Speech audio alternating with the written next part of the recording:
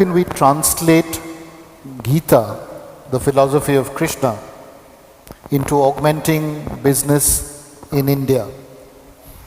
I have not read the Gita, so I really have not.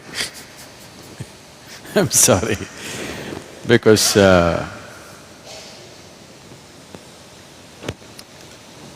for me, my own vision has never failed me. So I always kept away from all scriptures because I didn't want to clutter myself with something or the other. The only thing that I learned and I continue to do is, if I look at something, if I look at a person, I know their past, present and future. That is the level of attention I'm paying to them. I don't look at like this. When I look at it completely, with all that I have. If you pay enough attention, there is nothing that will not yield. So I never had any reason or need to go looking for scriptures or something. With all respect and regard for them, it is not that I'm averse to it, it's just that I've not had the time. How this whole process started is, when I was very young, I realized that I just don't know anything.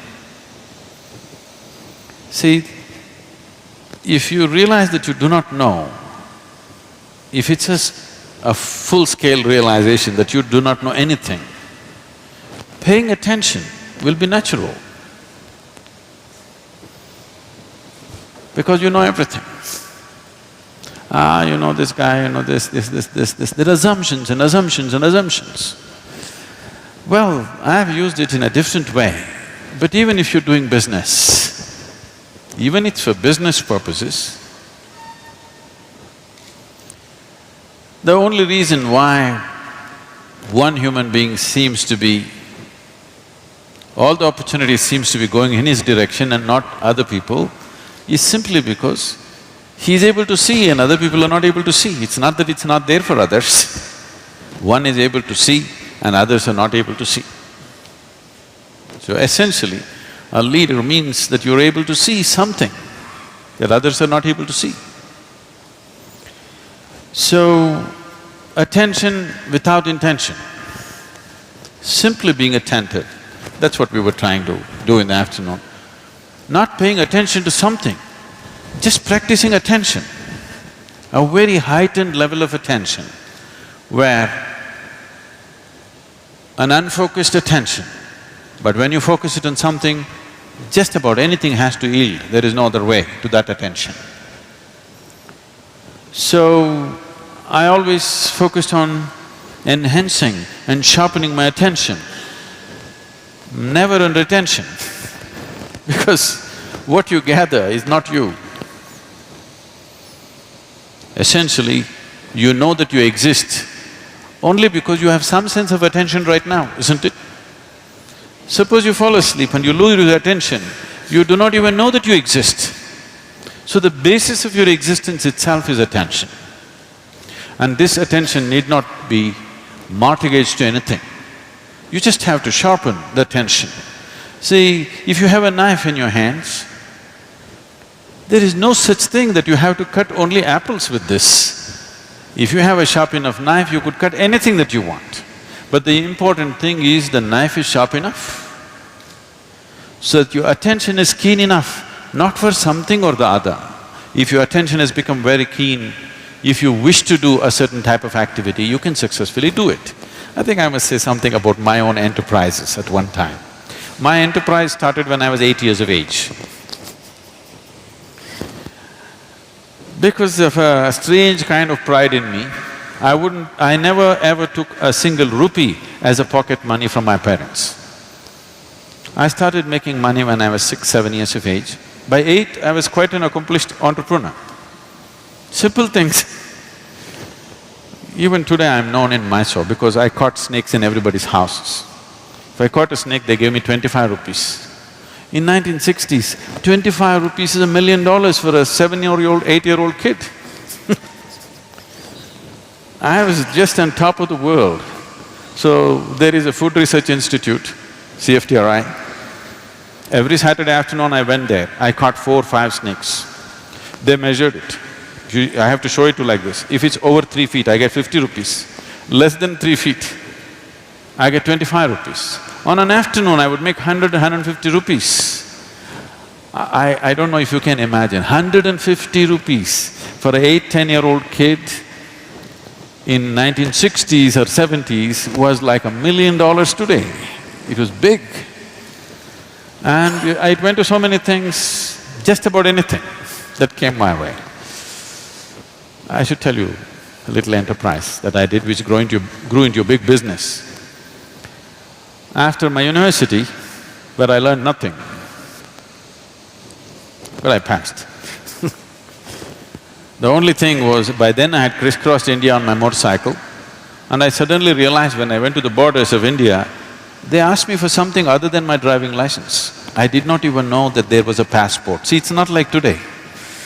Today every child, maybe 3-year-old, 4-year-old kid knows he has to have a passport. I'm in my 20s, but I do not know that I need a passport.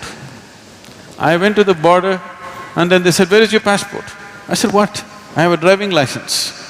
They said, "No, you need a passport." Then I turned back from Nepal border and came back on my motorcycle. So my only dream was, I'm going to just ride across the world. So I wanted to do something, I started kind of farming, commercial farming. I was making money. I thought I will do for 2 years and leave. But in the meantime, my entrepreneurship took off in so many different ways. Like this I went about. And then there was an industry coming up close by, they wanted to build a water treatment plant. I happened to know the person who was running the industry. I just went there and I wanted to meet him. I was sitting in his office, they were discussing something about a water treatment plant.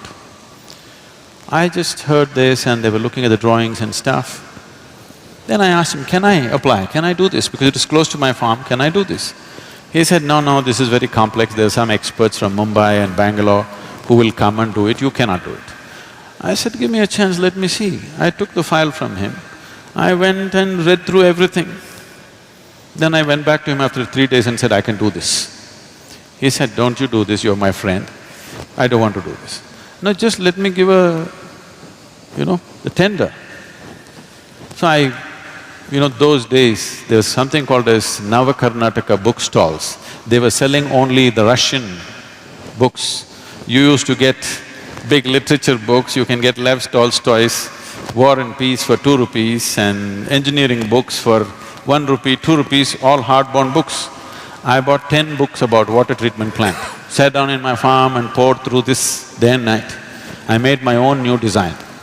I went there and I gave a tender for 1.76 lakhs. Mind you, this is 70s.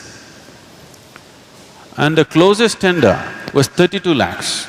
The highest tender was over 60 lakhs. He looked at this and said, "You are funny. You're not going to do this." I said, "No, I can do it." He said, "No way you can do it. Look at this, the nearest tender is 32 lakhs and you're saying 1.76 lakhs. How will you do it?" I said, "Give me 1 more day." I went back again and poured through the books. I said, "I'll do it." Then he said, "It's 90 days, you must finish this and it must work. If it doesn't work, at your own cost, you must remove it, clean the site and go, and I will not give you a rupee of advance." I again went and poured through the books. I said, "I can do it." I completed this in a little over 70 days. I did this in 90,000+ rupees. In one shot, I made 80,000 rupees, just like that. People thought this is a hit. There my construction industry started. Raja Ramana was coming for RMP plant. He's just coming in a helicopter to see where the site is. There is no anybody there. I just went and met this engineer, he said he was breaking his head, "I don't know what to do, I have to mark the site." I said, "I've got pegs and white cloth.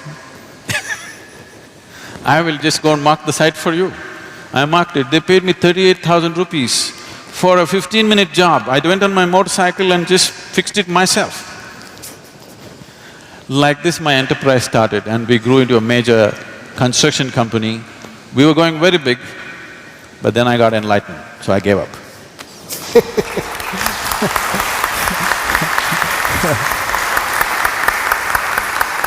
Thank you Sadhguru for sharing that story. Thank you, Professor. We kind of absolutely run out of time, otherwise we could have continued for another half an hour at least. Thank you for being an attentive audience.